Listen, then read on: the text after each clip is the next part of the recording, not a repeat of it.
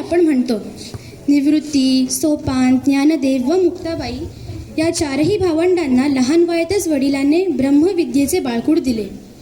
हे चारही भावंड त्यांच्या अलौकिक ज्ञानासाठी व भक्तीसाठी ओळखली जात होती. संत ज्ञानेश्वरांच्या काळात चांगदेव नावाचे महान योगी होऊन गेले.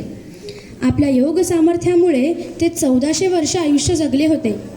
त्यांना अनेक सिद्धी प्राप्त होत्या. त्यामुळे त्यांच्या मनात अहंकार निर्माण झाला होता. याच काळात संत ज्ञानेश्वरांची कीर्ती सर्वत्र पसरू लागली.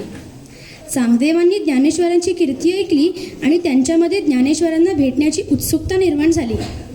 भेटीपूर्वी त्यांनी ज्ञानेश्वरांना पत्र पाठवायचा विचार केला, पण पत्र लिहिताना त्यांचा गोंधळ उडाला. ज्ञानेश्वरांची जी कीर्ती ऐकली होती त्यावरून ते श्रेष्ठ ज्ञानी असावेत असं वाटत होतं. त्यामुळे पत्र लिहिताना सुरुवातीला त्यांना नमस्कार लिहावा की ते वयाने लहान असल्याने त्यांना आशीर्वाद लिहावा हे त्यांना काही कळेना. त्यांच्या मनातील गोंधळ न संपल्याने शेवटी त्यांनी कोरपत्र ज्ञानेश्वरांना पाठवलं.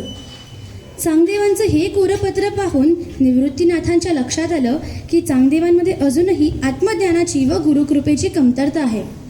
त्यांनी ज्ञानेश्वरांना त्या पत्राला उत्तर लिहिण्यास सांगितलं. पत्रामध्ये ज्ञानेश्वरांनी 65 ओव्या लिहिल्या व त्यातून त्यांना आत्मज्ञानाचं महत्त्व आणि योगसिद्धीपेक्षाही श्रेष्ठ भक्तीचा मार्ग दाखवला. पत्र वाचल्यानंतरही चांगदेवांना काही बोध झाला नाही. ज्ञानेश्वर नक्की आपल्याला चांगला उपदेश करीत आहेत की काहीतरी अगम्य लिहून आपली थट्टा करीत आहेत असा प्रश्न त्यांना पडला. शेवटी त्यांनी ज्ञानेश्वरांना भेटायला जायचंच ठरवलं. आपल्या योग सामर्थ्याचे प्रदर्शन करण्यासाठी चांगदेव वाघावर स्वार होऊन हातात नागाचा असूत घेऊन ज्ञानेश्वरांना भेटायला निघाले.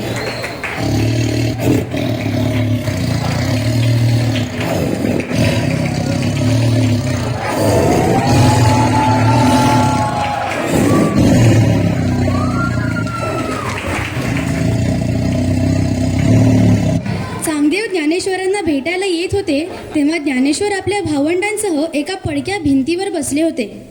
चांगदेव वाघावरून येताना दिसताच मुक्ताबाई ज्ञानेश्वरांना म्हणाली, दादा दादा, चांगदेव वाघावरून बसून येत आहेत. आपणही त्यांच्या स्वागताला पायी जाण्यापेक्षा एखाद्या वाहनावरून गेलं पाहिजे. तेव्हा ज्ञानेश्वरांनी निर्जीव भिंतीलाच आज्ञा दिली, चल ग भिंती, आपण ज्ञानेश्वरांच्या स्वागताला जाऊया. आणि काय आश्चर्य, निर्जीव भिंत चालू लागली.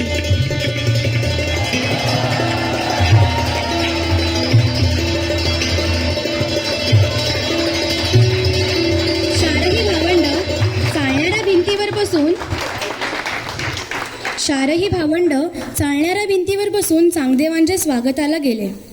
हा अद्भुत चमत्कार पाहून चांगदेवांचा अहंकार पूर्णपणे गळून पडला. ज्ञानाची महती त्यांना समजली.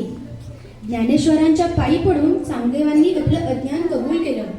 ते म्हणाले, माझ्या सिद्धीच्या बळावर मी वाघासारख्या हिंस्त्र प्राण्यावर सत्ता गाजवू शकलो, पण निर्जीव भिंतीवर सत्ता चालवण्याचे सामर्थ्य माझ्यात नाही. त्यानंतर चांगदेवांनी मुक्ताबाई व सोपान देवांना आपला गुरु मानलं.